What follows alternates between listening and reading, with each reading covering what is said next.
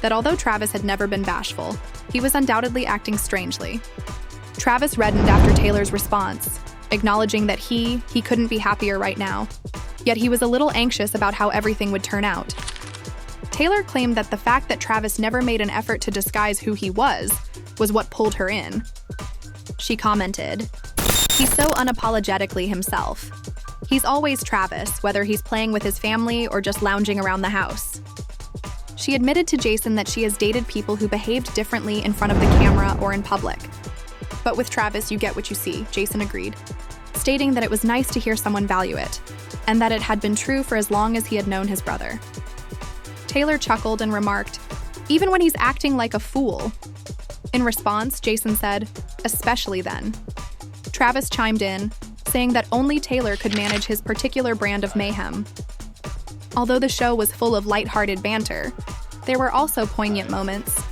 Taylor highlighted how much Travis's humor meant to her, particularly on the days when the demands of touring or celebrity became too much to handle. "He just knows how to make me laugh even when I'm stressed," she stated.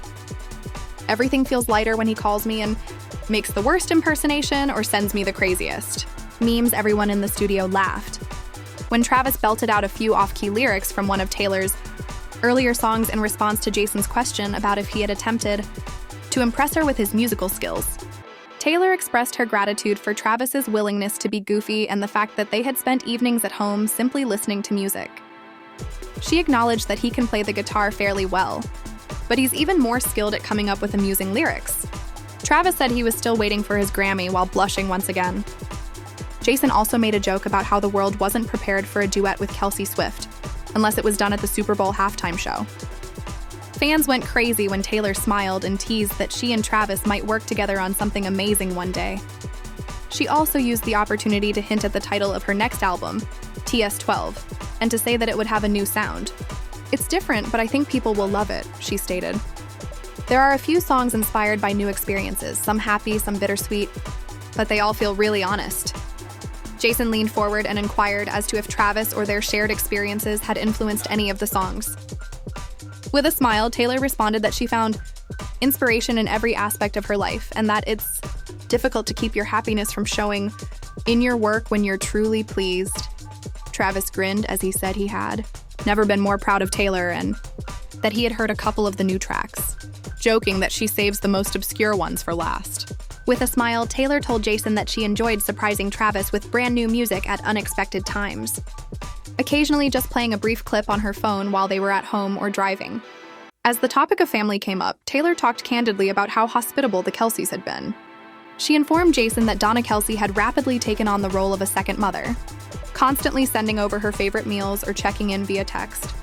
Taylor told Jason, "Your mom is the best.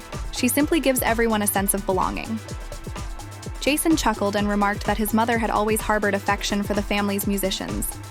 Additionally, Taylor talked about how Travis went above and beyond to make her feel special. He recalled how he had once given her a handwritten message ahead of a major show, and how he had remembered her convoluted coffee order to give her the ideal pick-me-up on a bad day. "The little things have a big impact. He pays attention to everything," she said. "He even recalls every word in my songs, which is amazing considering how many words there are." Travis was always a teacher's pet, Jason laughed. "He's definitely top of the class when it comes to being thoughtful," Taylor said, laughing. When the group discussed what it felt like to be the center of attention as a pair, Taylor acknowledged that it required some getting used to.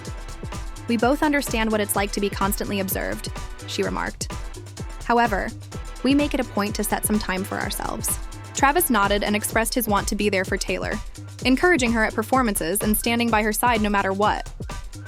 Taylor acknowledged that they had had a few board game nights that got a little heated, with Travis adamant that he was the current champion, when Jason inquired if they ever became competitive.